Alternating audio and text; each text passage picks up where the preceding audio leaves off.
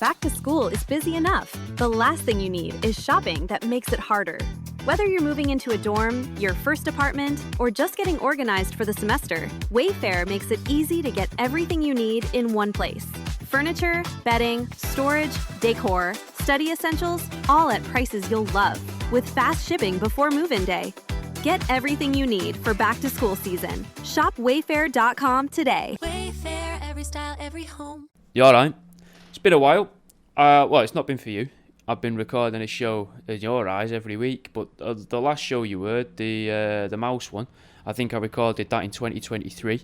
It's now 2025. I'll be dead honest, it's the 30th of July 2025, and this will be going out on Monday. I can give you the exact date. Monday the 4th of August, this should be going out. We're going to look at My Cousin Vinny, Joe Pesci, Marisa Tomei. Joe Pesci is a 49-year-old man. Marisa Tomei looks about 20, 22-ish, maybe. Their fiancé, they're together. That's a question, really. Do you know what I mean? A bit odd. It's a good film. It's not a. I think it's a classic. I'll be dead honest. I think it's a classic film. And I wonder if to step away from doing just kids films, I thought maybe we'd try a film that I think everybody's seen, or maybe we could see if there's any hidden messages in there, any propaganda. And there was. I've rewatched it this morning because I made all of these notes last year, just before I did the show with History Hobos. So shout out to the History Homos. I'm on there every now and then. You can go and find me on some of their episodes. They do loads more research than I do. And moving forwards, this might be what the show becomes. It might be a Here's How 1 week, and then, because I'm going to keep going with the Here's Hows, I really like them. But the deep dive episodes, it's just because of the amount of research it takes. Not many people sign up to my Patreon, which kind of, in my eyes, funds the podcast. I don't want it to just become a proper vanity project, because now, as of now, I've ran out of shows that are already recorded, that I'd recorded through lockdown and after lockdown. So this is, like I say, it's 2025 now. And maybe you'll notice a shift in my beliefs and stuff, who knows. But we'll get straight into it. I've got my notes up here, so straight away, there's a numerological sign immediately before the film starts, right? So obviously I like to, before I watch a film, I like to look at how long it's going to run for. And it's an hour and 59 minutes long, which, for those of you that don't know your maths, that's 119 minutes, which is a little bit suspicious because that's just 9/11, but inverted. A number that, even without the drop of the towers, it seems to hold an awful lot of power in the world of numbers, because it ties with like extra-dimensional entities, aliens, angels, guardian angel, things like that, you know. And it just seems to be how the elites spread their message, or how they use mathematics in order to converse with these extra-dimensional entities. It's just a number that always crops up, and it's suspicious. Maybe it's because the film reels only went to a certain amount of time. I don't know. As a side note, I also decided to look at other ITV favourites, you know, like other films you'd see on ITV2 all the time, like Liar Liar, The 40-Year-Old Virgin, and neither of them have got a runtime of 119 minutes. And I was expecting them to, but that does just add to the sort of the conspiracy prestige of My Cousin Vinny, and I think, you know, it gets us off to a good start, do you know what I mean? Immediately then, we get into the opening scene now, as the camera starts, the film begins, right? We see a very, very steep hill, which if you squint, just in the right sort of way, seems to kind of resemble two very tall towers, separated by a yellow line. But maybe I'm being biased because I'd already noticed that the film was 119 minutes long, so maybe I'm just looking for 9/11 references off the bat straight away. And bearing in mind this film came out in 1992, that would put it 9 years before 9/11. But you never know, maybe they had it planned sooner, maybe they pulled it forwards as well, you don't know, they seem to have pulled something. The number plate needs a mention as well on the car, because it's MEA 201. Now, with Joe Pesci usually playing mafioso characters, it's easy to read this reg as a Me Too, but in an Italian sort of way, so like a Me Too, like that, you know.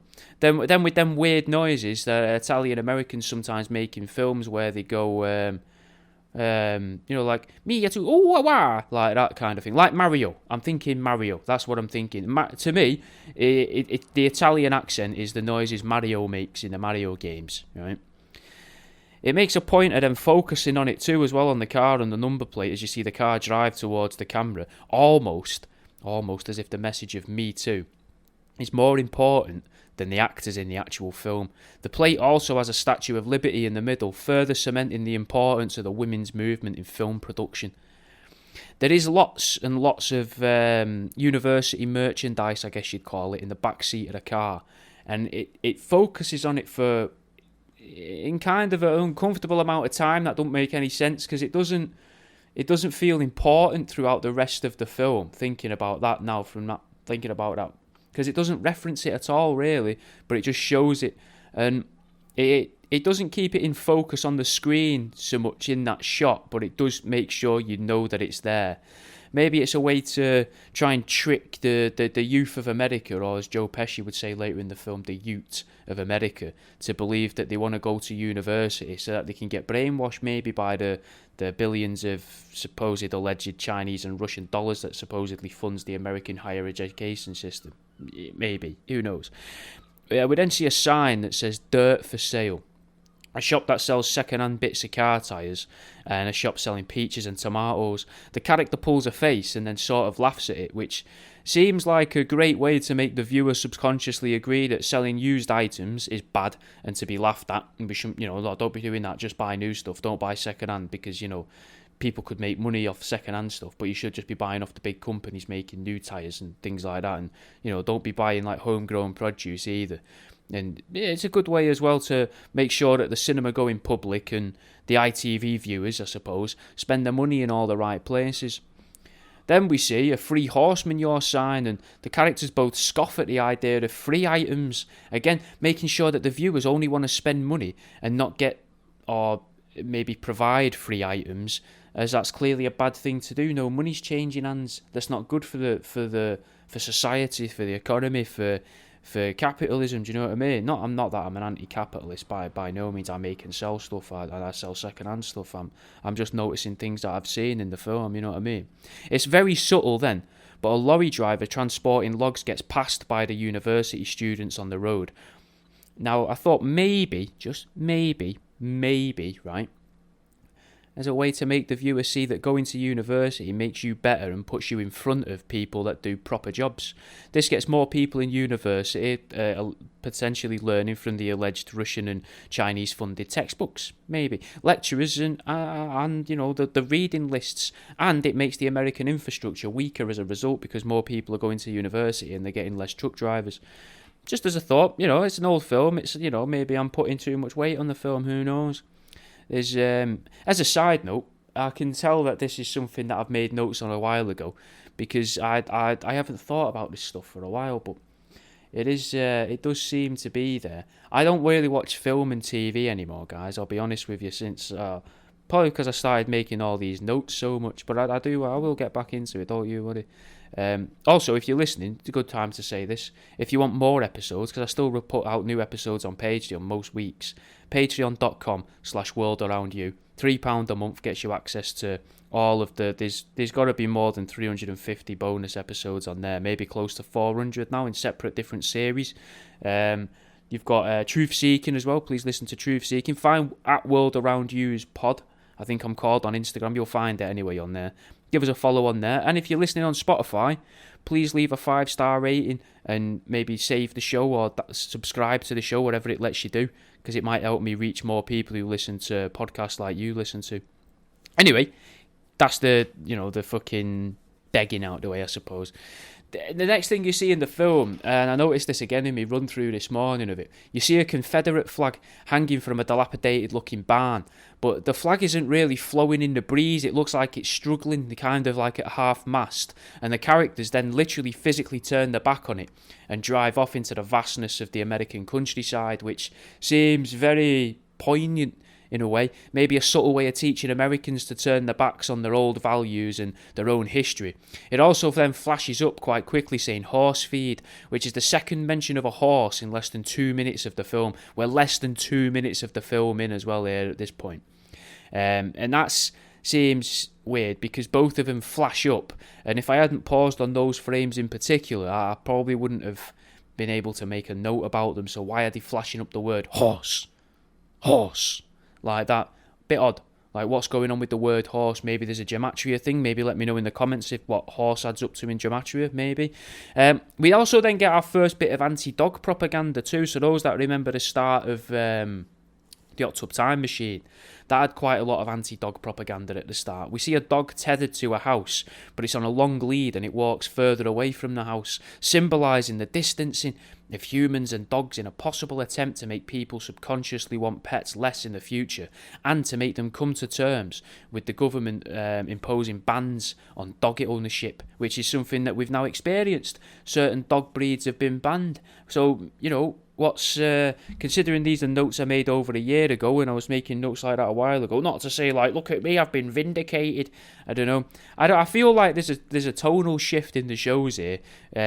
I don't know. Maybe this is lazy using my old notes. I'm not sure, but I hope this is something. This sounds. I sound very unsure of myself, innit, it, with this.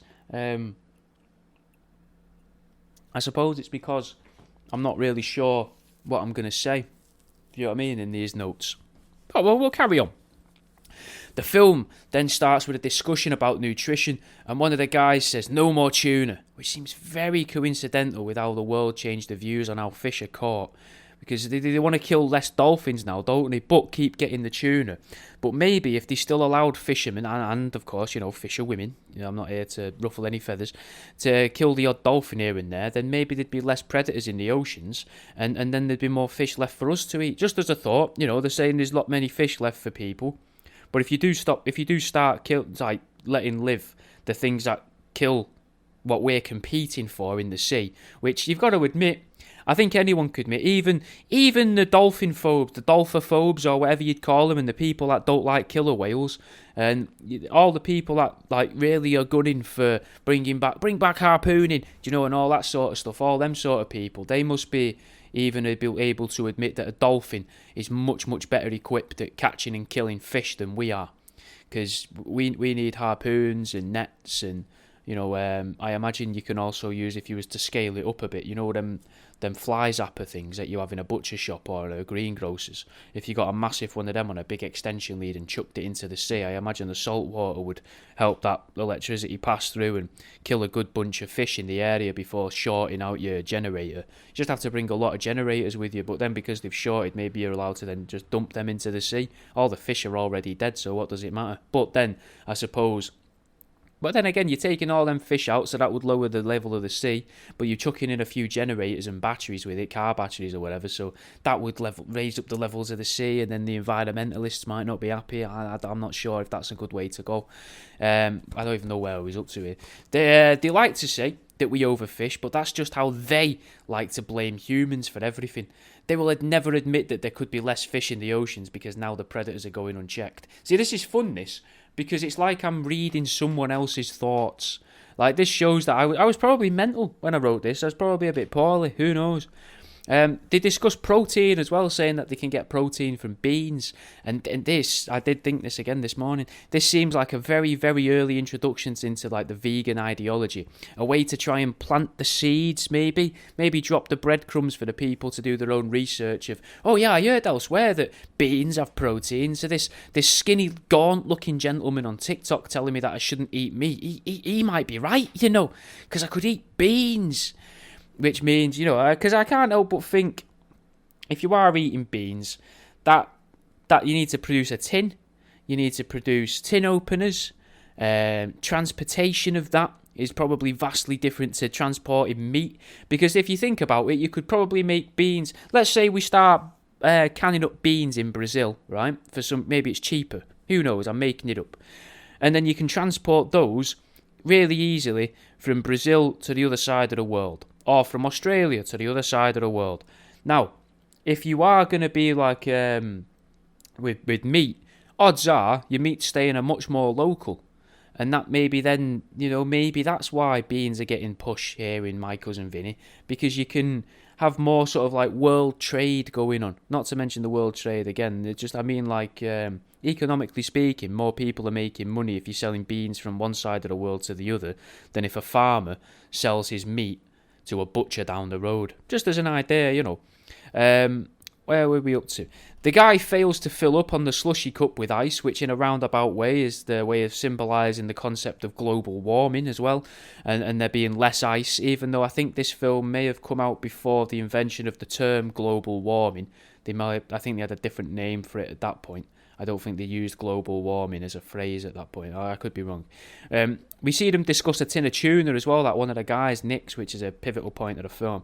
It seems a great way to get into people's heads as well, that eating certain foods is naughty. So now the idea of eating tuna is naughty because he's stolen the tuna, so the fish is stolen, which is something that got used a lot in the media in the UK in some ways, about people arguing over who gets to have these fish in this bit of the sea, which country owns these fish. Do you know what I mean? It's little seeds in people's imaginations and that, in people's repertoire, if you like, or not repertoire, what would be the word? In people's brains, ready to be able to be told this is a thing. They've already been kind of told it. It feels like I'm trying to analyse someone else's thoughts, though, this, I'll be honest. It feels fucking mental. This is probably one of the weirdest episodes I've ever done. It's fun, though. It's fun for me. Strangely, just in time for the world to be swept by various dieting fads and groups like Weight Watchers that shame you for eating certain some things and congratulate you for eating other certain foods. Do you know, is it like, you ate ice cream? Shame on you. Get out the whipping stick. Batter him. Flog him now. Do you know what I mean? Like, get him. And then they're like, you ate celery? Well done. Well done for eating. That's people, for the audio people, because I'm hoping this will go out as a video as well. That's the fat ladies in the room clapping together. The obese people clapping in Weight Watchers. That's not them. I don't know. What would that be? Maybe masturbating or going, you ate celery. Like that. Obviously, that's a clap. Anything else would just be weird, wouldn't it? Inappropriate. But it would explain why people keep going back there. Because I've never understood it, me. Never understood it. Look at me, I feel awful because I'm overweight and I feel bad about it. Not everyone does. A lot of people who are big don't care, and no one else cares. But then some people came along and went, hey, we can make some of these feel bad about themselves. We can profit off of it, and we can probably make them keep coming back, and we can get them to sort of bully themselves in front of all the other people. We can get them to weigh themselves in front of people. That's mental to me. Bizarre. Just mad. I think it's mental. I don't really agree with it, to be honest. I think it's just that, if you're big and you feel bad about it, then try and help yourself. Why would you then be like trying to get? Why would you want to go to a group of other people? Because if you look down on yourself for being big, surely you're going to look down on other people that are big, so why would you accept help from them? It just doesn't make sense to me, but maybe I think differently. Then they start to discuss the age of execution in Alabama, maybe as a way for prison owners of America to get into people's heads and make them dislike the idea of, killing children for crimes that they committed. Because it wasn't until 2005 that Alabama decided that they shouldn't execute people who committed the crimes as children. But that means, though, that does mean the prison gets a nice, malleable mind, with a much longer lifespan now, because they're not going to get electrocuted or, what else can they do? They stick them in a bath full of ice, don't they, and let them just shiver until they die, in a bath when everybody watches, and then they get them to throw like the old peaches and tomatoes that the guy down the road wasn't able to sell. They just start lobbing them into the bath, which then makes the bath water flow out, which maybe proves that it's not the ice melting that makes the bath water flow out the top of the bath, but it's actually all of the extra stuff being added into the water. Who knows? Well, am I making that up? Who knows? But it does mean that these malleable minds, they can train them into really being really good at making license plates and wicker baskets, do you know what I mean? And they get longer out of them in these prisons then, because they seem to use people in prisons to do, I don't think you could call it forced labour, because I think they pay them, but I'm not sure. Who knows what I'm trying to say? These used to be funny. To get them to produce the products for them without having to lose good slaves to the lethal injection is the last sentence I've wrote there. This is, maybe I've wrote this differently because I was planned for another show. I don't know. I feel like this is, I don't know. Maybe this is shit. I really don't know. Maybe I'm just being too self-aware of what's going on here. I don't know. It's because it's not all fresh in my mind, but next time it will be. We then see the characters panic over a cop being in the vicinity of them, seemingly following them down the road, and then he doesn't have his light on, then he puts the light on there, and the guy's done nothing wrong. He starts panicking loads, teaching the viewers to be scared of the police, rather than to respect the police. Immediately, which again feeds into the prison thing. Immediately, the cop gets a shotgun out and starts threatening the driver and the passenger, now giving the viewers a real reason to be scared of the police. We then see that the fella from the shop earlier has been killed, or at least he's died in the shop that they robbed the tuna from, and we see a photographer and the police officer both looking down on the dead body, showing just how the police and the media look down on the general working man, again adding to the viewers' distrust of authority figures and their mouthpieces. Because they're the guys on the ground, and they've not got down to his level to, have a good look. They're just sort of like looking down the noses at this dead guy. The viewer knows the characters didn't kill the guy, but a sheriff says that they might get a confession. So maybe my cousin Vinny is responsible for why so many people in prison say they're innocent and that they never committed the crimes. Maybe they watched this film and got tricked into thinking that it's acceptable to be arrested for something he didn't do. We see that the character gets told he's good at he's good for confessing to a crime, and making the police officer's job easier. And he gets told it's good that he waives his rights, which seems, a mad thing to put in a film. The police officer seems happy to elect, because imagine a lot of people watch it and then they zone out, don't they? Do you know what I mean? They zone out of the film. They take in the first few minutes. They zone out. They forget the next. We're probably about 4 minutes in. They forget the next 105 minutes, and then they get the last 5 minutes. Then, because obviously they're watching it on ITV2, and the 119-minute film with all the advert breaks. Back when I used to watch stuff on there, going back 10 years or something, maybe longer, that film becomes 3 hours long. So you've already forgotten what happened at the beginning, but it's gotten in your brain. And the police officer seems happy to electrocute the guy over stealing a tin of fish. Again, making people connect eating animals being naughty, and also maybe getting into people's heads that possibly, maybe, not everyone who does do a crime deserves to be killed. Again, a very clever way of increasing the amount of available workers in American prisons. We then see the guy ring his mum, and he tells her that they think they're being set up as patsies, and all the police turn and stare. A way to make people scared to tell the truth, because they'll then be ridiculed by the masses. Because they have, haven't they? He's told the truth, and everyone's looked at him and gone, yeah, who do you think you are, you? Do you know what I mean? That gets in people's heads. They then they say the clan's there and that they all know each other and that these people are clearly being insulted. They say, you know how it is down here, and there is a big gun on the wall as well, pointing at the person on the phone, almost as if it's some sort of very clever looming threat, or maybe a way to tell you, the viewer, that there's always a gun at the back of your head if you upset the norm. The norm in this case being the collective of the police force in. Did I say it was Alabama? Is this Alabama? I can't remember if it was Alabama. I think it's Alabama. There's a good chance the biggest conspiracy of the film is that they didn't have a name for it as well, and because the actor said, "My cousin Vinny," so enthusiastically that they maybe decided to go with that. I do like that. It's the only thing you take away from it. It is one of the best bits of the film, because I like when a film says the title. I like it when they say it pointlessly, but it does feel sometimes when you watch a film they didn't know what to call it. And then they were like, oh, it's about this guy's cousin called Vinny. So we'll call it My Cousin Vinny because this actor says it so... I don't know what the word would be. I've said enthusiastically a minute ago, but it's got to be another because it seems out of place when he says it, but that makes it seem like he knew that it was the title and he was excited to get to say the title. Anyway, then we've got more global warming world building, if you like, going on in the film as Joe Pesci drives into town, because we see people in coats and woolly hats, even though a couple of minutes ago they were driving in a convertible and it was clearly the summer months because they were selling peaches, fresh tomatoes, but now people are in coats all of a sudden, like the weather's suddenly changed, and they're trying to push onto the viewer possibly the unpredictability of weather. Do you know what I mean? The woman with Joe says she thinks the Chinese food there will be terrible, which might be a way to tell the viewer that the Chinese don't have influence over Alabama, which may be a reason why Americans seem to always say Alabama is backwards or behind the rest of the country. But once that Hong Kong dollar reaches its peach-filled towns, they'll all change the tune. I've written there. Sorry, this is again, it's very strange to read my old notes like this. It is good though. I mean, I'm kind of enjoying this. I know what I can explain. I get to explain to you here what I think I meant there. So there's a lot of money that gets injected into America and invested by, you know, like foreign investors. It's just a normal thing, property development and that. So maybe it was just a way of saying there's none of that here yet. You know, that's maybe it's a way of the film saying the reason why this part of America is seen backwards is because it doesn't get much foreign investment.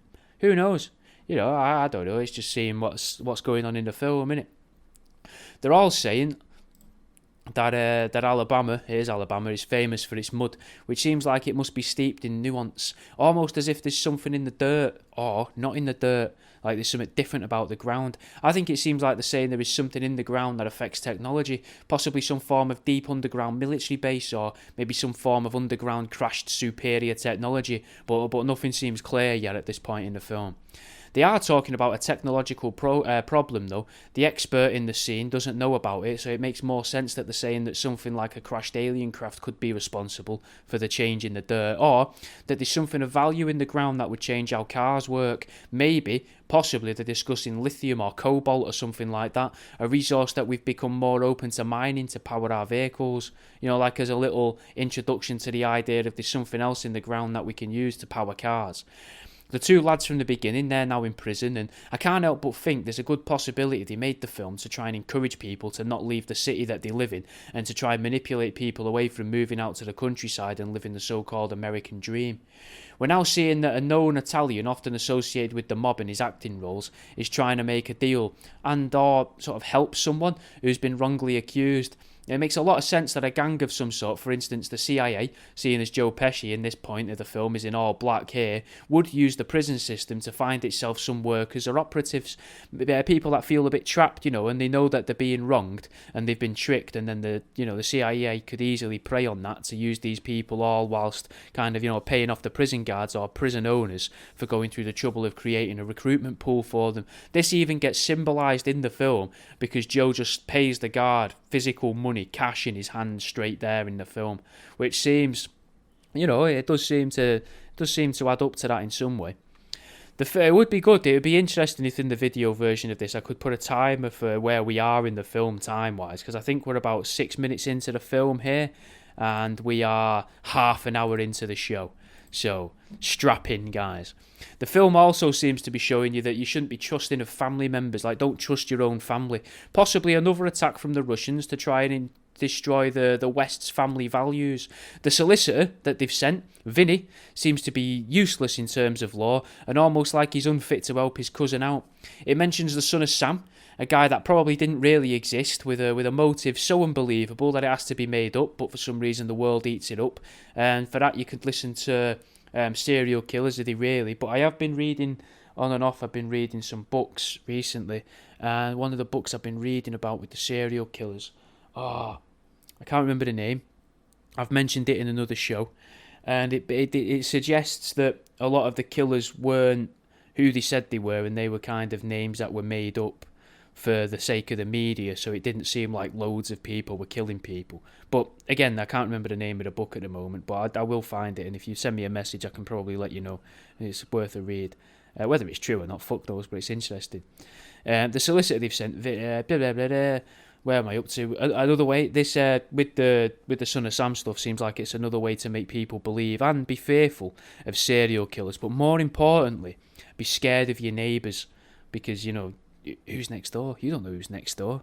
Think about how often you've seen your next door neighbour getting changed in the window. I've never seen that. Have you? Do you know what I mean?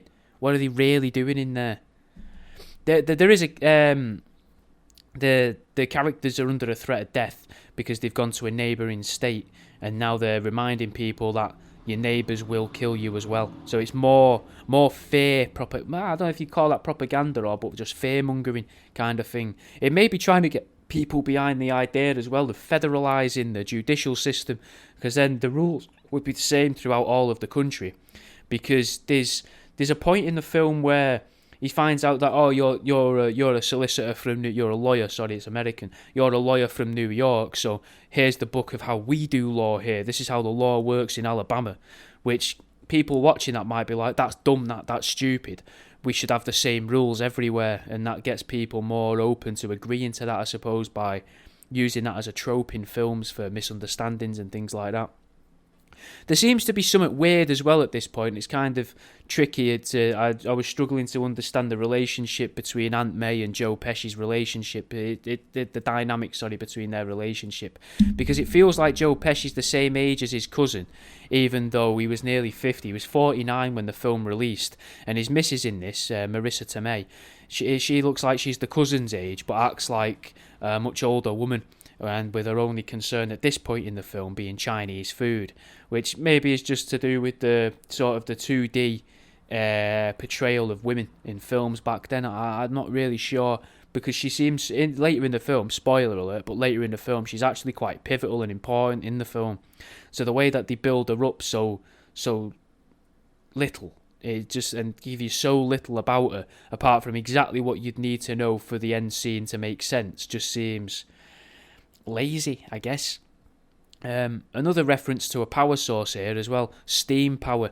We hear a big steam whistle, so coupled with the reference to coal and oil and lithium, there's also now the mention of steam, and the characters act very aggressively towards steam power, almost to show the viewer that you shouldn't be welcoming to the concept. We should be angry at the use of steam. We don't want steam anymore. No more steam power. Steam power is bad. Steam power gets you up early in the morning, wakes you up, it's shit. You don't want steam. Because it's a steam whistle to alert, I think, the lumber mill that it's time to go to work at 5 in the morning.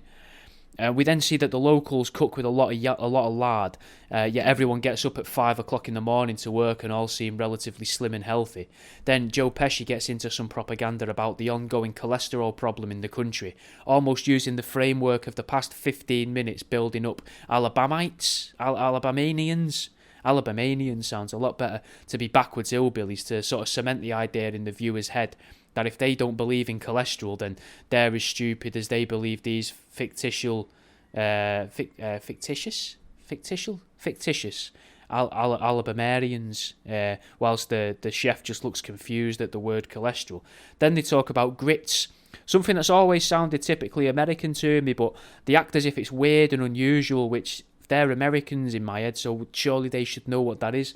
And possibly it's a bit of, I don't know, could you say it's cultural Marxism? Would be what that is? To try and push out to try and propel the maybe cosmopolitan views of the big American cities, to try and make everything in America easy to franchise and say, oh, let's have a Starbucks. We don't want grits. We don't want black coffee. We want Starbucks. You know what I mean? We want that. We want toast. We want toasties. We don't want grits. Do you know what I mean? And then everything can become the same. And what's the word when you make everything the same? Amalgamated? No, that's not the same. That's when you mix things. Conglomerized, maybe? I'm not sure what the word is. I'm just saying big words and I don't know what they mean.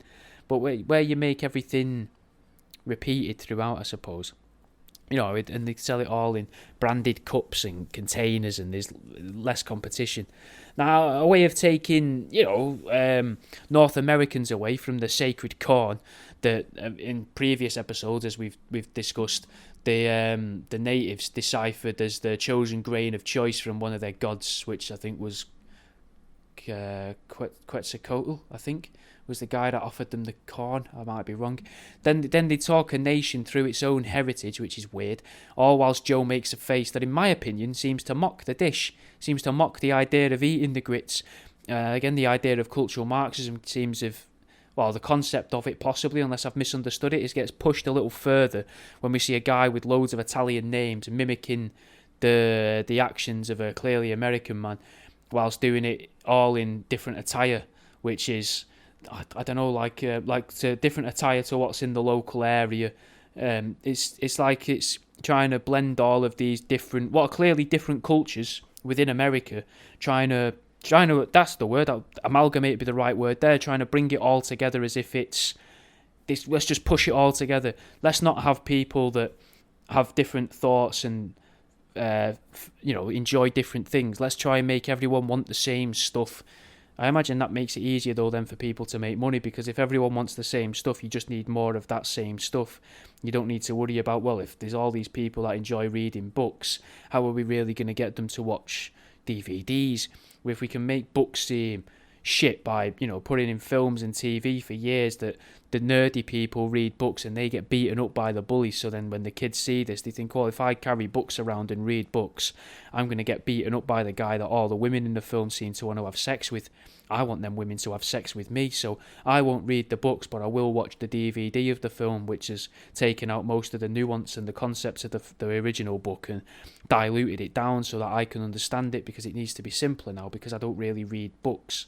This coming obviously from a guy who barely reads, but still, that's it's what comes across sometimes in films. Obviously, though, as well, films would want to push more films, but we're getting really distracted from the point. And my words are terrible. Words are my tool. I'm using words here to try and make money, and I can't use any of them correctly. We then see that in America, appearances are everything. The viewer's taught to judge a person in a suit as trustworthy and someone in leather as untrustworthy, where in reality I would argue it's probably a much better idea to trust a guy in a leather jacket. For example, if a guy's riding a motorbike, he's normally much sounder than a guy in a suit. Like the guy say you're walking down the street with your nan, or your nan's on her own, or your elderly auntie or whatever, your elderly mum, walking down the street on her own, and she falls over, and a guy in a suit was to go up to her. I would imagine, actually, say she's cut herself or something, I would imagine more so the guy in the suit's going to think, oh, bloody hell, I'm not going anywhere near her. I don't want to get any of that on my suit. Whereas the guy in the leather jacket, the biker guy or whatever, he's probably going to go and help her. Probably going to go and grab her. Be like, fucking hell, come here, love. Let me get you up. And maybe that's because he's nicer. Maybe that's because his coat's wipe dry. It's wipeable. It's waterproof. Whereas a suit, the blood could soak in. But I'm not saying people in suits will go and give your nan a good kicking. And I'm not saying everybody in a leather jacket won't go and rob your nan if she's on the ground. But I think it's more likely that people dressed like that are going to be sounder than people in suits. Plus, people in suits, my concept, my view of them, a lot of them are probably just coked up, like estate agents and that, hungover, pissheads. Whereas the guys in the leather jackets are probably healthier and just, nicer to be around. But I don't actually know, do you know what I mean? I've even here I've made a note of saying coked up lad from a call centre, because the call centre guy will probably try and rob you in a legal way using PPI claims and some form of convoluted contractual agreement that sees you tied into an agreement to pay him a commission for the next 5 years or even the rest of his life after he's even been fired from there.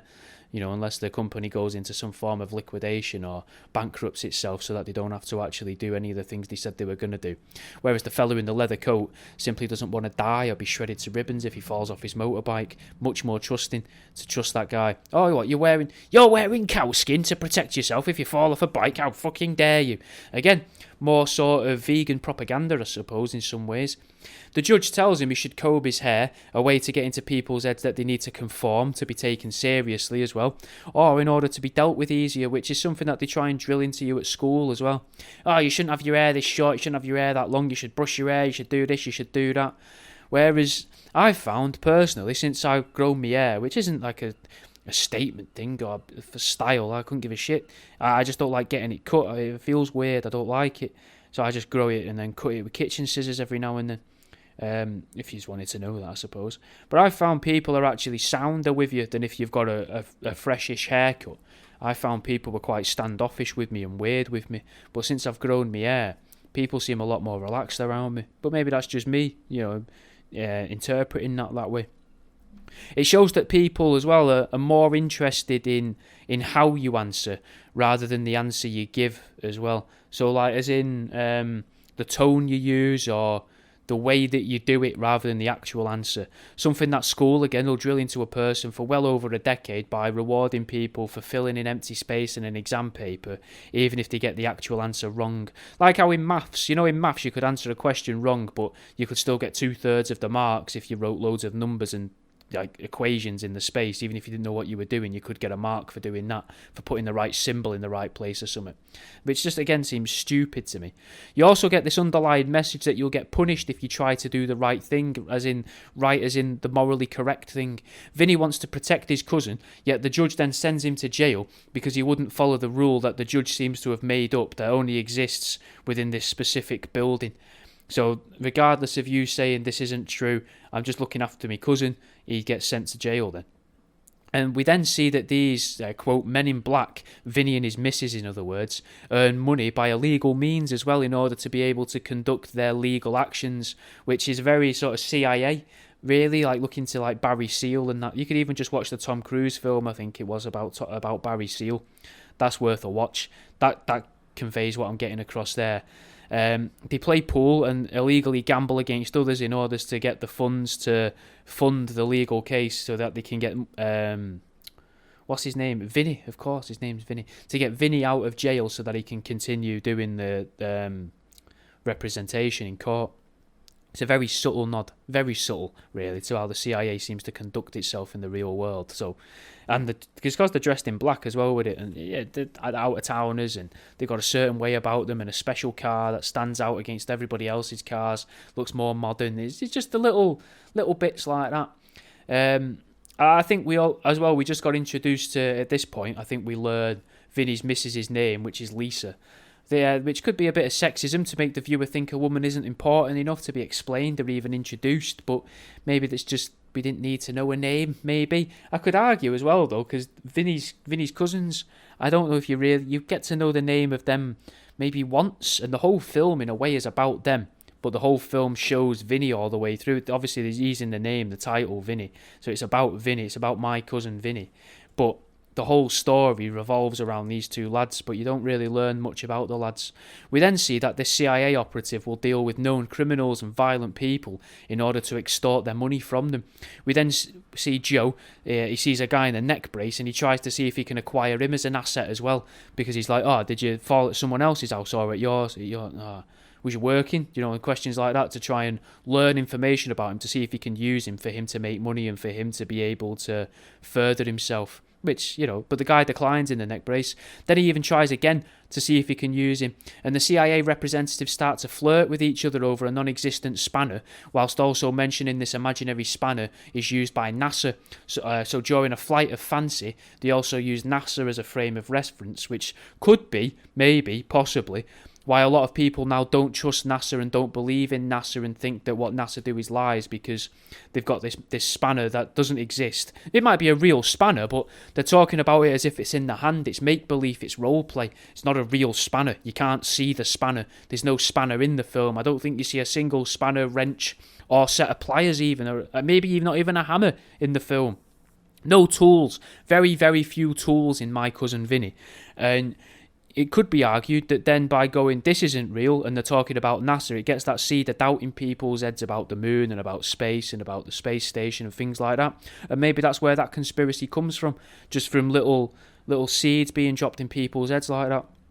Now, we see that Joe is very willing to adapt to a brand new reality, which is our first possible hint of the film trying to teach a form of, let's call them demonic entities or extra-dimensional creatures about its new world, which seems to be a common theme in a lot of films. Like, think back to the My Little Mermaid, is it called? The Little Mermaid? Lisa tells him the tap's broken, and Vinny knows the tap isn't broken, yet he still agrees with her that the tap is broken. He's reading a rule book at the time that teaches him how to literally conduct himself in this new world he's found himself in, which, again, suspicious. It's weird to me. It's really weird to me that they keep bringing in these ideas of, in the films, this is a new world. Here you go. Here's how you interact in this new world for the character. It's just bizarre. Really weird. We start to see again as well here that Vinny don't really understand the world, and it's starting to become clearer that maybe this film is a playbook of sorts for people that have possibly shifted realities, maybe, or swapped dimensions and are aware of it. It seems like it's a film made by people that have seen a courtroom drama for people that have never seen a courtroom drama. That's how it feels. It feels, because I've never really watched a courtroom drama. Not really. And I can imagine that this is a really watered down version of that, made like funny and to take the piss out of. Maybe it's just the satire of courtroom dramas, because I imagine they're quite cheap to make, aren't they? Because you've just got one set. You don't have to have all different sets for it, really. You just film it all in there. Makes it cheaper on production, I suppose. Lisa seems to be compiling evidence on Vinny as well, taking his photograph all the time, almost like she's Vinny's handler. Maybe Vinny represents a CIA asset and Lisa's the actual CIA operative. In this scene, she's in a bright red dress too, which is another sort of like huge part of American culture, because like they mentioned in The Matrix, but a woman in red, I think, is usually a symbol of the end of the world, I think, because of, fuck me, what's she called? The Scarlet something or other, for all the Jack Parsons stuff we looked into a couple of years ago. Possibly the Whore of Babylon, possibly a representation of the Whore of Babylon, because she is positioning her hand to show off her rings, and she's got a gold chain holding a bag over her shoulder. So there's all little subtle things there just to whet the appetites of conspiracy theorists, I suppose. We then see loads of pigs in the middle of the night making squealing noises, and Joe keeps pulling faces at them, which is a pig farm. And the only reason you have a pig farm is to either make cheap leather for car seats and, like maybe gimp masks. I imagine you could make a good gimp mask out of pig leather. Plus, I imagine it's a good idea to make gimp masks out of pig leather, because you'd be like, you're wearing fucking pig leather, you dirty little gimp. Do you know what I mean? Really, like, demeans the people further. But it's, after flashes of the word pig as well, we see that this guy is not happy with the idea of pigs. And it's another subtle way to try and turn people away from eating meat. Viewers are going to associate Vinny's grimace with pork and maybe decide that they'll eat beans in the future for the protein, because they heard that earlier on in the film, and now their brain's putting all these things together for them without them even knowing. Then we see what conformists would always say. If this was a conspiracy, we'd have to have all these people tell the lie. And that's a way to turn people away from the idea that conspiracy theories could exist, that they could be true. Even though many would argue over the last quarter of the 20th century was very much the USA's golden age of conspiracy. Do you know, like the even longer than the 25th, like the last quarter. Let's say from the 60s, the 1960s to 2000, fucking huge. That was probably the age of the American conspiracy, really. Think about all the conspiracy theories that are big and known. Obviously, they've been around a long time, so you can find out about them and know about them, but a lot of it seems to stem from that time period.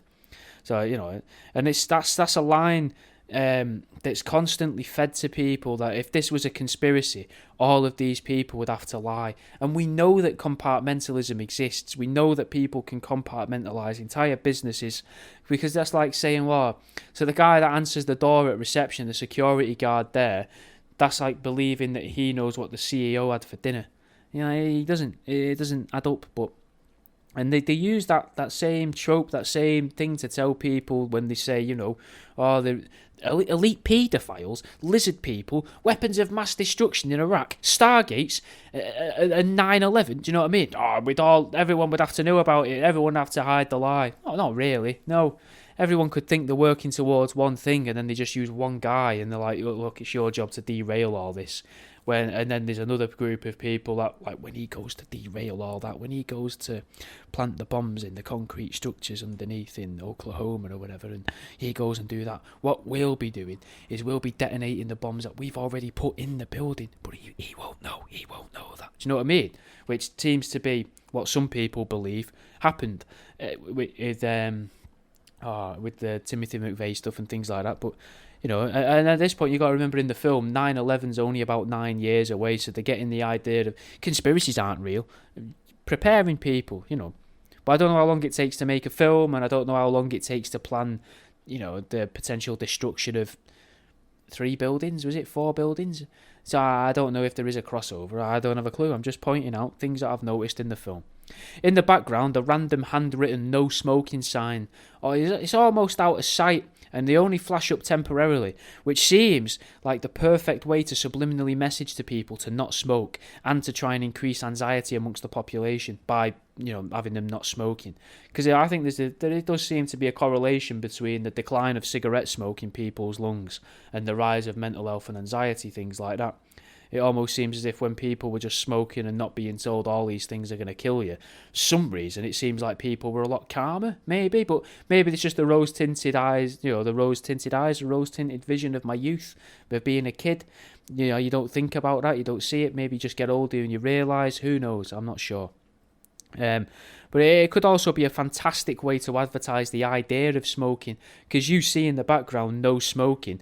That makes you immediately think of cigarettes. You're not thinking about smoking pork, are you? Especially with the previous scene where all the pigs were screaming, you know what I mean? You're not thinking about smoky bacon then. You're thinking about fucking, having a fag on the go and like that, do you know what I mean? So maybe Big Chemo could have lobbied or funded the film a little so that they could sell more cancer-fighting treatments in the future, just as a way of, we'll tell them we don't want them smoking, but we do because we want to sell more chemo chemicals in the future to the smokers. Just as, again, just a thought, just an idea, probably not true, who knows.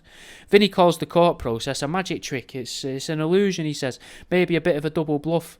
Because in a courtroom, you get a lot of people partaking in seemingly ritualistic behaviour of standing and sitting, so maybe there could be some magical element that gets overlooked in your regular courts in the real world. From the way the arrested lad talks about Vinny, it makes him seem autistic of some sort, because he has this sort of mythical understanding of magical tricks and illusions and things that he's never performed himself, but he can just take it apart in his brain and see how it's done.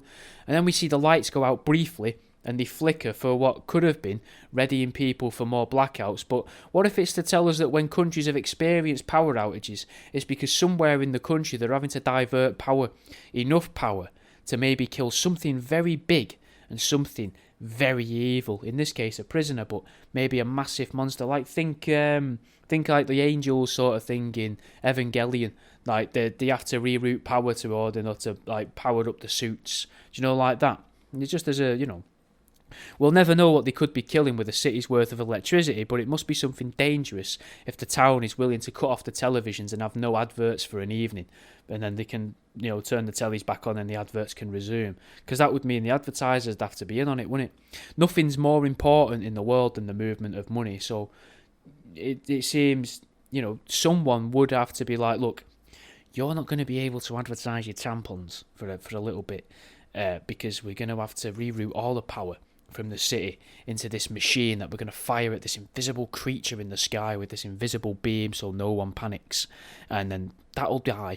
Then it's going to take a little while to get the city going again, but it'll be fine because we're going to put the backup generators on, and people won't notice that all the power's out, because we'll tell them that the street lights are out and we'll reroute the things like that. Maybe that's why traffic lights go out as well at night time sometimes around cities, because they're using the electricity for something else underground. Maybe, who knows? Maybe it's just the bulbs keep going out and they all go out at the same time for some reason, which has got to make you think. There's some.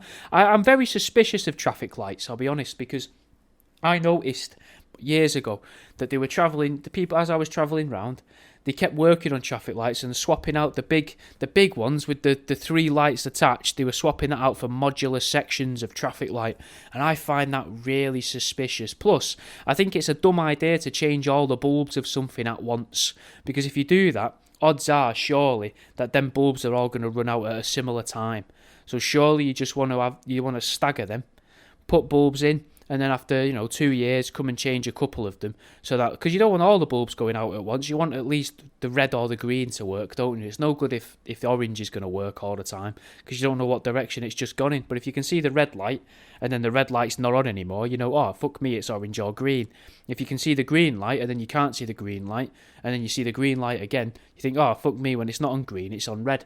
So the idea that they change that just seems odd. But because I think I've seen more traffic lights out since I noticed they changed all the traffic lights as well to this other system. Well, not even the system, just hardware, would you call it? The casings, newer casings, I don't know. I've lost myself now in the notes, guys. The pool player from earlier, he tries to scam Vinny in return for his promise of violence, because Vinny said, what about I fucking cave your head in and then you give me that $200, because you're not going to, you're saying you'll fight me, you'll cave my head in, or I can have the $200, or I'll take the money, thank you, or I'll just cave your head in and take it. But Vinny knows about pretending about amounts of money, which seems like a very hand-fisted way to really show the reader that this fella in all black that rolled into town is actually some form of allegorical, allegorical character, to represent a CIA operation, possibly. He spends his nights reading the tome of Alabama justice, so he's learning the local culture, trying to find a way to manipulate it and gain power in the community, just like how you'd imagine a CIA operative to function in the field when destabilising a nation. We keep seeing different sounds disrupt the operatives too at night time. Sounds, right, they're just vibrations, and a possible good way of trying to illustrate the way that different vibrational frequencies can affect the well-being of a person. And at this point, Vinny and Lisa are starting to go mad from the lack of sleep, starting to bicker at each other, and they're constantly getting woken up, and that almost like they're getting experimented on each night. The town gives the feel of being one big experiment as well, because it's the middle of the night and a cargo train is relentlessly hammering its horn through the town, almost in an attempt to wake people up. And as we learnt from watching the Punisher series on Netflix, which we haven't done collectively, but I assume you all have because I've watched it, if you instill a routine in a person, they become much easier to manipulate. So maybe by having these crazy sounds all over the place, the steam horn going off at 5 in the morning and the train going past 10 past 4 every morning, making loads of noise and wrecking the buildings and things like that, you're able to weaken these people sort of psychologically and break them down and make them easier to control. As a population as a whole, I suppose. The local residents would be so used to it, they're not going to notice it. Like when people live under a plane, what's it called, where planes go to land, the airspace just before that. You ever visited like an auntie or something and she lives next to the runway and you're like, fucking hell, I can't hear a word you're saying. And they're like, what do you mean? Because they're just deaf to the noise of the planes at that point. They're just used to it. You could do that with the trains, and then the trains could be coming through going firing fucking rings of mad noise into people's heads just to make them think, fucking hell, I don't want to buy pork anymore. We should have our own law system. Do you know what I mean? Just getting all them things into people's heads. Mental when you think about it like that.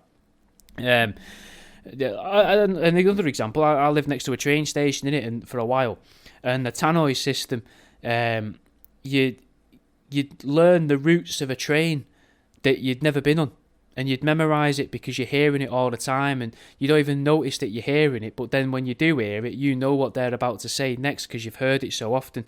So think about that. If they're chanting Piccadilly, Victoria, Altrincham, Stockport, Leeds, York, Liverpool Street Station, Liverpool, like that, you learn all them words. If they were just slipping somewhere into there, say they went Leeds, York, Liverpool Street Station, finger your mum in her sleep, blame it on the dog, Liverpool, Everton, football ground, Old Trafford, you've noticed the trains took a wrong turn, Glasgow,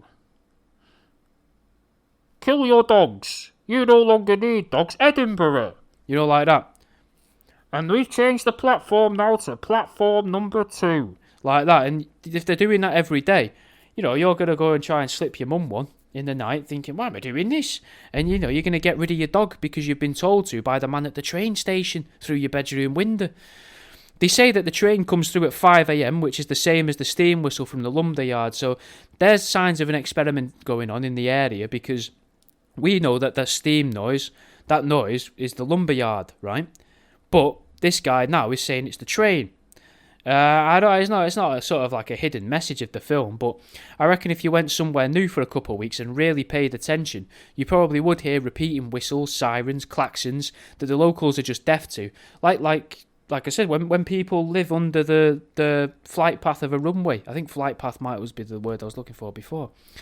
There's some sub story now in the film and a bit of filler, which we don't want to stick and focus on too much. But then we see that Vinny's going hunting, and it's yet more propaganda to demonise killing animals, because Lisa starts kicking off with him. So now the viewer's going to associate pork and now hunting as well as a negative thing, because the pretty woman on the screen is angry about it, and no one wants to anger a pretty woman. Do you know what I mean? Like, she's she's a good-looking woman. You don't want to see her angry with you.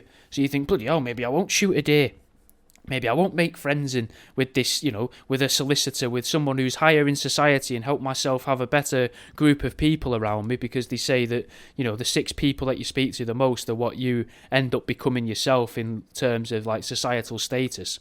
So if you start introducing newer people and new ideas into your life, like hunting and things like that, higher class activities, she's talking them down here, and they're trying to get the sort of, is the term dog whistling for the vegans to get them on board? Like, yeah, don't shoot ducks, don't kill ducks, like that. It's awful when you're going out, you go past the bank and all these vegans are there, all fucking, cheekbones poking out from under their eyes, being like, don't kill the pigs. Yeah, it's fucking, behave, just fucking go about your day, mate, go, you know what I mean? But they get it into the films, don't they?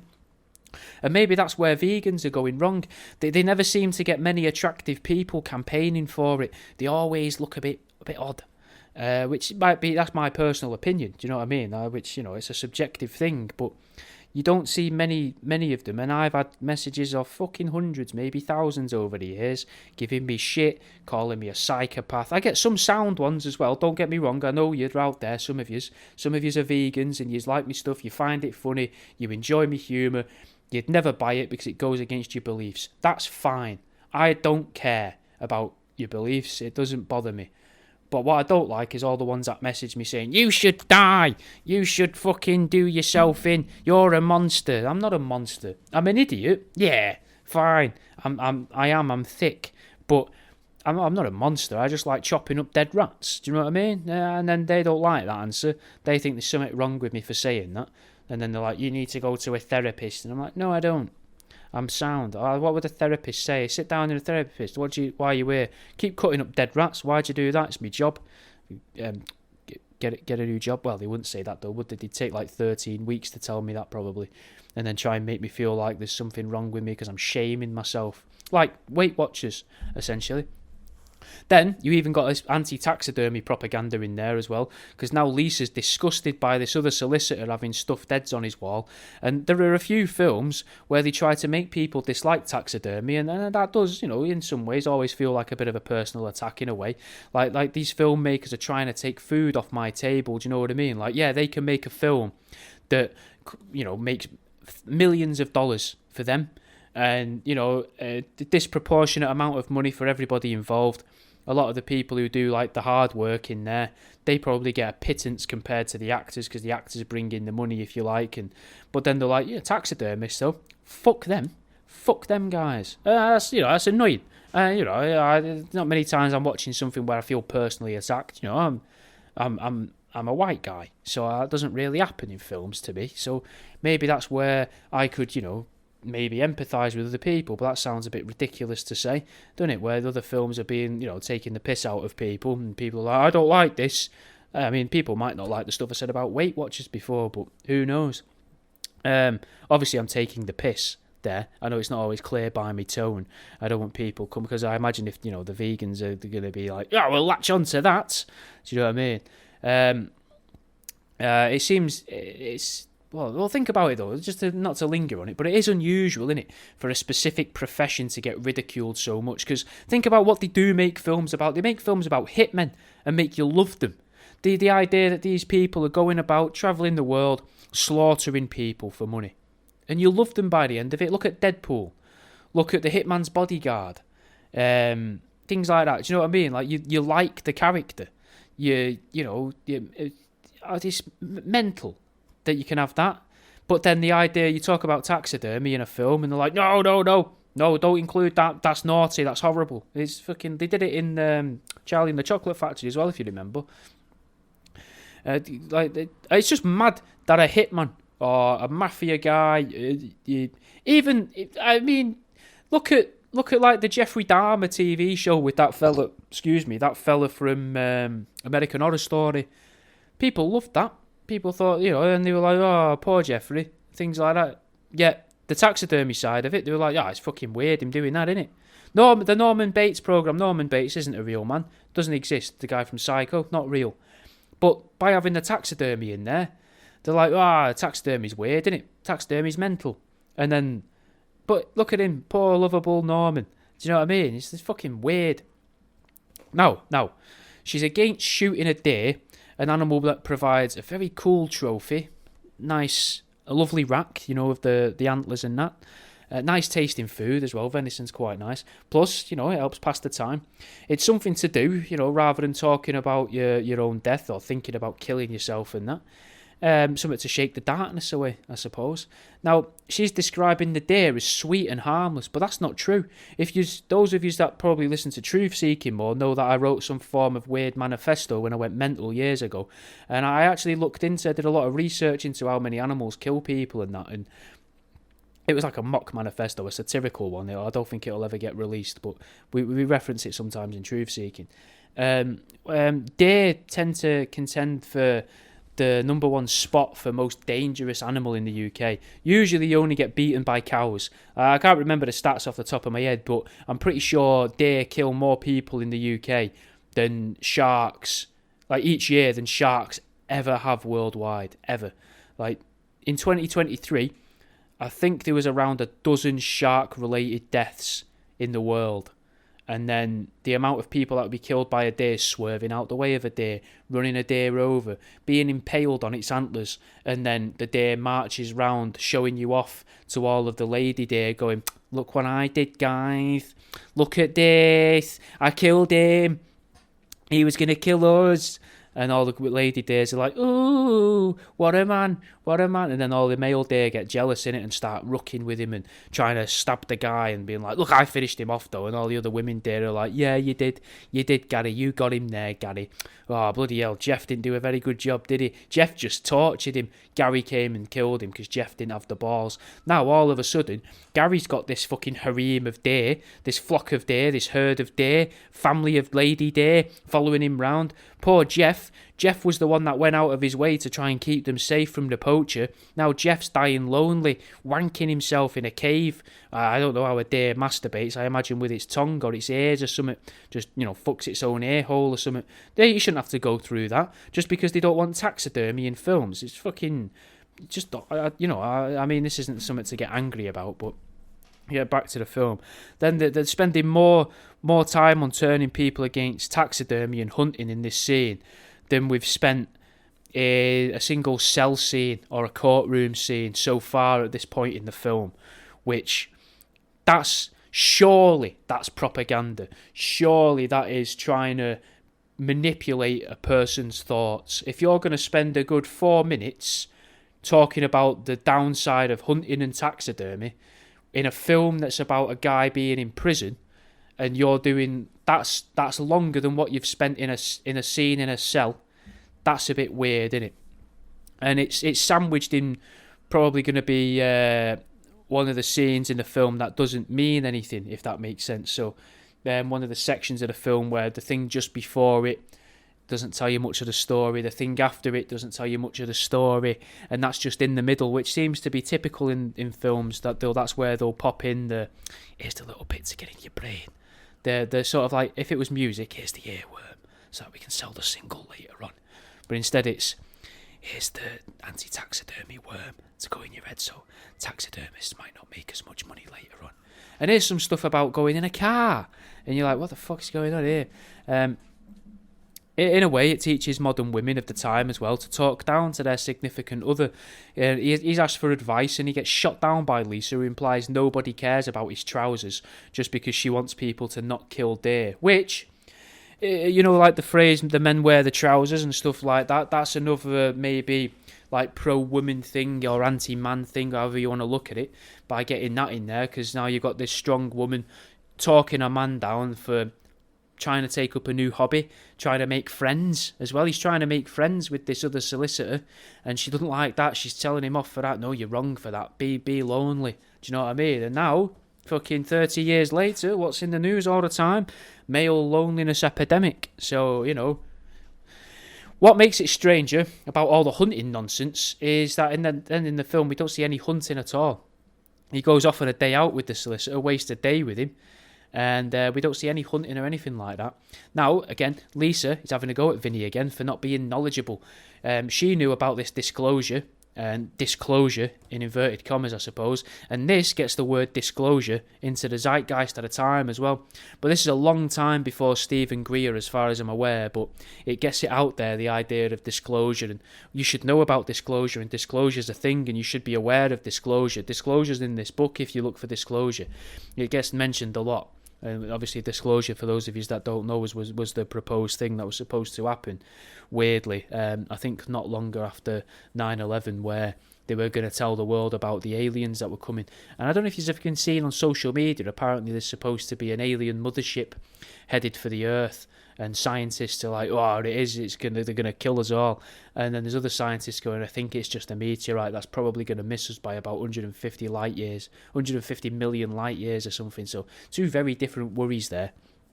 I mean, the first worry is the telescopes they're using. That's two very different measurements. It's coming straight for us, and they've got it's going to hit 150 million light years away from us. I mean, I find it mental, though, is the idea that you could even predict, oh, that's coming straight for us. Like, what the fuck are you on about? How can it be? Because if that's moving in a straight line, we're also moving in a straight line, and we're spinning round in a circle, like in a big ellipses, what do you call it, like an oval. So you don't know if it's coming straight for us. It could be coming kind of towards this area of space, but surely if it is that far away, that it's travelling that fast and it's going to be here in November, then it's heading towards all of this bit of space. Maybe it's aiming for something past us. Maybe he's really got it in for Mars. You don't know. This is what's odd about stuff like that. We then see the bad guy seem excited about an old lady wanting to have the two lads electrocuted, which again gets more propaganda against the death penalty, because the character that we're supposed to dislike, which is the prosecution solicitor, he gets really giddy when this old lady says that she wants these guys to be electrocuted. So because he's the bad guy, we look at that and we're like, we don't want what the bad guy wants, so we're thinking we don't want the death penalty, which then means more people are alive in prisons, which means more people in the prisons are working for a very small amount of financial gain. Now, we learn that they use the names of famous actors to obscure other people so that they can operate under the radar in terms of like CIA people. Vinny says that a famous actor was called Vinny Gambini, so they won't find a record of the judicial Vinny because of that.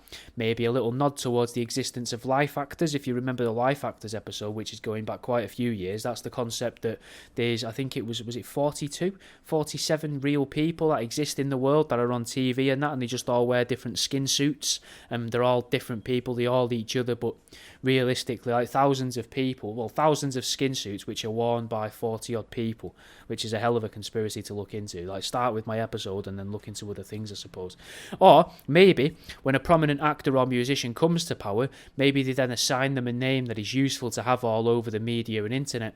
This could explain why people think Elvis went to work for the CIA. Maybe they made Elvis Presley famous whilst another Elvis Presley went around committing war crimes or treasonous acts, all under the illusion of dispensing freedom in the name of America. I actually woke up last night about 4 o'clock in the morning with the big thought in my head that what if Elvis was the Antichrist? Because you've got because Elvis, like, maybe because you like the Antichrist, the means the in some languages, and then you've got VIS, which is sixes. So the sixes, like, so that could mean the 3 6s, and that'd be Elvis, wouldn't it? Just as a little thought for you to leave festering in your brain there. Now, he claims to have a different name, a stage name, which he uses to have an effect on the legal world, which now the legal world is now a different world to the world he knows and the world that he's operating in at the moment, which is different to the world he usually operates in terms of judicial ways and legalities, because he's working in the Alabama legal world, not in the New York legal world. But there's also the idea of the world stage, and there's the idea of the world as a whole as well. And at the same time, he also swipes all the chess off the table to show how these fake names, to show how they would use these fake names, I suppose I should say, so that you can't guess the move they're going to make, and then it disrupts the so-called, quote, game. My idea then sort of got solidified a little, that they take famous people names and use them to commit unlawful and unethical activities, because the name Vinny used is a very famous lawyer from New York. And it's just a little something to be thinking about, I suppose. We then see that Lisa has managed to provide Vinny with technology for him to accomplish his dodgy tasks. We then see a little bit more manipulation to break up the common family unit as well, because we see that Vinny's been putting career over his relationship, promising a marriage when he wins his first case, but that's taken 10 years so far. And we also hear Lisa talk about her biological clock, but she looks at least half of Pesci's age. So it does seem like they're trying to then encourage younger people to have families. Something that did happen and apparently started to happen more. Lots of women having kids that they can't afford, so they lean on the government and then become dependent on the government to survive and keep their children as close to healthy as what they can. And that's obviously women in a much worse state than Marisa Tomei will probably look at, and they'll look at her and panic, thinking, oh my God, I must be older than her, and she's worried about her womb. I should pop out a couple kids right now and worry about a house and a career and being able to afford looking after them later. Or even just being able to teach them stuff. That's what I think's mad. I know some people, they'll have a kid at 16 and that kid's fine, but in my eyes, that's what? How do you help the kid? Do you know what I mean? I don't know. I couldn't do it myself. That's why I haven't. But it's nothing to do with no one really wanting to have it away with me at that age. Do you know what I mean? Because I was a weird cunt, which I am. No, I'm a weird cunt now. I'm cutting up dead rats and that, and I used to talk about all this stuff back then. So no one wants to hear this back then. Now we see how the women's feelings are more important than the man that she's living with. And we then see Lisa almost concede defeat, and then we're confronted with a taxidermy deer trophy, a perfectly placed little emotional callback to connect the feeling of explicit anger earlier with the woman now just admitting she was wrong. The subliminal takeaway from the scene is for a lady to not concede being wrong. We then see Vinny use a revolver to scare away a noise in the woods, which just trivialises the use of guns and showing a gun like it did earlier on the poster, but yet in another way that makes them seem less intimidating. We get shown a shop that's closed for flu, and the only other shop in town is a second-hand shop, which is a little way to make people want to welcome the superstores into their towns. Because now think about the start of the film, where all the second-hand stuff was getting laughed at and sort of like poked fun at. And now they're having to use a second-hand shop, which is really convenient because it's open. But the actual suit that he gets looks ridiculous and people don't like it, and he gets made fun of by the judge for it. So that would put people off again, more overtly rather than covertly. It puts them off the idea of buying something from a second-hand shop. Whereas then people would be thinking, well, if they had a Tesco Express, or it was open till 11 o'clock at night, or they had like the big Asda or something there, they'd be able to just nip in and get something out of George, and they'd have a nice, it'd be cheap, but it'd be affordable, we'd say, suit that they could go and wear to court, and that'd be fine. But they don't have that. They've got independently owned stores, which happen to be closed because everyone in there is ill. So, it just gets a little bit of, we want big shops, do you know what I mean, rather than people being self-employed and that. Vinny goes on to explain how having only one shop and no 1 hour cleaning services is detrimental to the area. Viewers are going to see this and can't help but agree. In this circumstance, a franchise dry cleaners or a superstore would be an absolute godsend for Vinny, easing the way to a world full of soulless shops. We see the jury get exactly the jury get told exactly what they want to perceive in the future, I suppose, with it's sort of ironic because it's in a film, and that's because that's what a lot of films do. I don't know how to explain what I'm trying to say. The jury, so the prosecution tells the jury exactly what they're about to witness, right? And the concept of these shows that I'm doing for you here, the hidden messages, is the idea that films are actually telling the viewers, in this case the jury, you'd be the jury watching My Cousin Vinny, telling you what you're about to see in the world, if you like, with the idea of programming your brain kind of thing and easing you into new ideas that are about to approach your life. We then see that the public defendant has got a speech impediment, the other defending lawyer, the solicitor. which is again trying to build a distrust in public defenders, aka free solicitors, the only people that stand between many people and a lifetime of making wicker baskets and number plates for these prisons. And representations of this will make people resent them and scared of using them and think they're useless. It's also possibly the second example of something being free being looked down on, which is another little capitalist push for people to spend money. Do you know what I mean? Like, oh, you get what you pay for. But sometimes someone's giving away a table because they're getting a new table. That table's fine that they've been using. They're making more money. They fancy a better table. They're giving this one away to someone who needs a table. You need a table. You have that free table. It's a perfectly good table. It works. Just like a public defendant, I suppose. Now, they drag this on and they show lots of faces being disgusted at a man who's working whilst he's, I would say, I guess you'd call him disabled because he struggles to speak and his job is speaking. Again, tricking people watching the film into believing that if you're disabled, you should stay at home and you should rely on the government rather than earn your own money or help others. And that seems quite obvious because everyone looks uncomfortable and they're like, oh, and it's just a bit of a snidey thing in the film, but maybe it's more of a thing at a time, I'm not sure. All the evidence is based solely on witness testimony, but if they had CCTV and security footage, all of this could have been avoided. It would be interesting as well to see how many films came out before CCTV was so widely accepted that revolved around people being wrongly accused of crimes or some form of infidelity, because that would mean that the population was primed to be scared of and they want to be looking for a resolution, I suppose, to this, what would you call it, like an overinflated issue and a problem that doesn't quite exist, but now it's been made to seem like it's a problem. No, but all these people are being arrested for crimes that they didn't do. But if we had CCTV everywhere, you could you could see that this person wasn't that person, it was someone else. Do you know what I mean? So that solution, obviously, would be widespread surveillance, and that's something that would go on to help imprison loads more people to become workers in American prisons later down the line, but that's besides the point. We then see a bit of classism and another bit of what I think you could class as cultural Marxism, or at least wanting to make everybody the same. Maybe I have misinterpreted what cultural Marxism is, but in modern days, they do this with programmes like Love Island, innit, I think.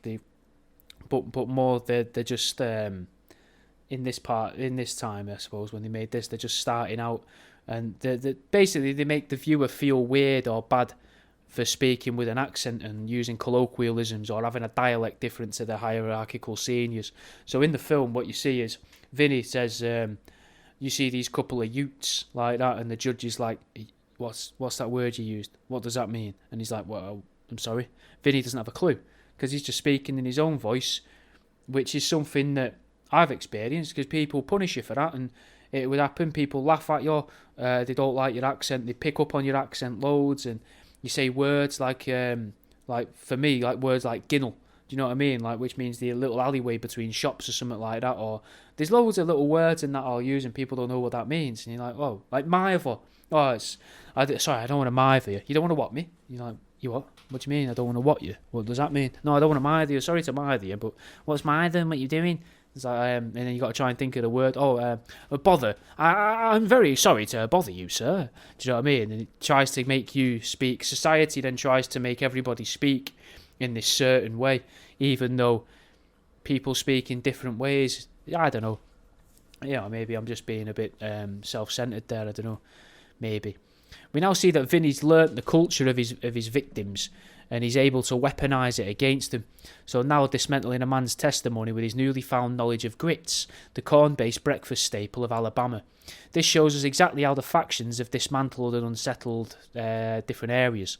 Like when they used vampires to upset some people in a war by using their understanding of local mythology against them, which again is something that I think we covered in Truth Seeking years ago, but there was, just as a quick aside, there was a war, I can't remember where, but the Americans they're really worried about these vampires. So if we drain the blood out of some of our own people that have died and some of the other people that we find dead or that we've shot or killed, then we can make them think that there's a vampire in the area, and people will be a bit more dubious about going out and fighting, which is something that they seem to have tried from stuff I've read on the internet. Now, Vinny now takes advantage of their ego and their local pride to trick him into doing and saying exactly what Vinny needs. A classic example of know thy enemy. Vinny then uses his knowledge of his enemies against them. A dirty man, and he takes advantage of an old lady as well, just so he can accomplish his goals. So that shows what some people are capable of, I suppose, and what because by a dirty man, he had dirty windows, and he took pictures of that, and then he shames the dirty man in front of the crowd, in front of the judge. So he uses shame in order to and evidence of that shameful act, or that thing that person finds shameful, to be able to not blackmail him, but you could imagine, if you extrapolate into the real world, how someone could use photographs of someone's thing or an activity someone taking part in order to make them do what they want and say what they need them to say in order to make a certain case go a certain way, let's say. There's a focus on car tyres as well in the court, which is a very subtle way of making people cautious of using a car and car ownership, because clearly owning a car can ruin your life. We see a lot of photos, and Vinny keeps saying our camera will solve the case, and our camera is really important, driving home that message from about 5 minutes ago in the film about how their lives would be improved with CCTV.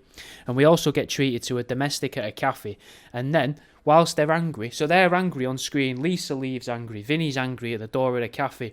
Whilst we see that, and the fight's taking place, in big letters on the wall is the word stew, right? Which is a way to subtly teach people to not solve your problems, but instead you should fester and wallow in that anger. And then the film starts to play up the idea as well of genetic memory. So all of Lisa's family, back to her grandparents on both sides, and mechanics, including like 4 uncles, 2 granddads, do you know what I mean? So that means that she's inherited their knowledge and understanding of cars and their engines. And we also then see Lisa being unhelpful, basically, and she, all through the film she's wanted to help, but now that she has the chance to help, she's being obtuse, and she's purposely making herself not answer, and she's looking away and being difficult, almost like some sort of spell's been cast over her in the court, or to show that these handlers of CIA assets, if you like, when it comes down to it, unless you can trick them into admitting that's what they've been doing, maybe it's to teach people that if it comes down to it, your CIA handler isn't going to look out for you. They don't have the best interests of you at heart. They're going to tell you they do. They're going to tell you they want to help you, and they're going to help you, and they're there for you. And then when it comes down to actually needing them, and in front of a court and in front of all these other people, they're just going to turn their nose away and be like, no, nothing to do with me, this. Do you know what I mean? We then watch the characters be saved by a disposable camera, and a disposable camera is probably the first step towards a permanent camera, a digital camera, video cameras, phones, smartphones, cameras constantly. We also see how the effective sharing of information between police forces over state lines is helpful to the case in order to free the 2 characters who have been in prison. Something that would also be really helpful in getting more people arrested, though, and sent to prison to work for pennies in their factories. The film also seems like a good way of convincing people that bringing more power to police and more technology to them to interact and share data would be in the public's best interest. And then we also see at the end how the CIA handler, having other assets around the country, is useful because in making their goals complete, because the CIA handler, Marisa Tomei, called Lisa in the film, she makes a call to another asset of hers, which is disguised as a friend of Vinny's, in a court in New York, gets him to say certain things and fax over a bit of information, false information, to send lies and manipulate the whole situation to keep herself safe and keep him safe, so that she can continue operating as a CIA handler, potentially, if that's what this film is secretly about. Because she's got the goal in this, her overall goal in this is portrayed as she wants to get married to Vinny. But you've got to extrapolate from that. She's a CIA handler. She wants Vinny to complete this objective. But to be able to complete that objective, he's got this other thing going on. So if she helps him with this other thing and removes these other obstacles from his life and makes his life easier, he's going to be much, much more willing and able to be able to complete her prime directive, possibly. And she moves... going back to the chessboard, she's moving her chess pieces in order to accomplish that goal by calling in a contact across state lines to be able to help Vinny pretend to be someone that he's not. And that's it. That's all the notes I made on My Cousin Vinny. So I don't know what you thought of that. I don't know if you thought there was a lot of hidden messages there. It did seem to be about more like CIA operatives and that towards the end. I enjoyed the film. It's worth a watch. I don't want to keep you too long now. We're getting close to the end. So thank you for watching, if this has made it to a video version, if I have managed to do that. Thank you for listening. If you've listened on Spotify, leave a rating, 5 stars if you can on Spotify or Apple. Leave a review if you can. Leave a comment on Spotify. If you leave a rating, it helps me reach more people, because then the music and the podcasts that you listen to, I imagine, get categorised and collected by Spotify if you've got an account on there. And then because you've listened to 3 shows and one of them's mine, I might then get promoted to the people that listen to them other 2 shows that you listen to. So it all helps. If you're watching on YouTube, leave a comment. Hopefully you enjoyed this. If you've watched this live on Patreon, you've done it without saying hello the whole time, but hopefully you've enjoyed this. I don't know if it was any good. I really don't. I don't know what to expect from the feedback of this, because it's been so long since I've done one. But I'll fucking see you in a bit, guys. Thank you for listening.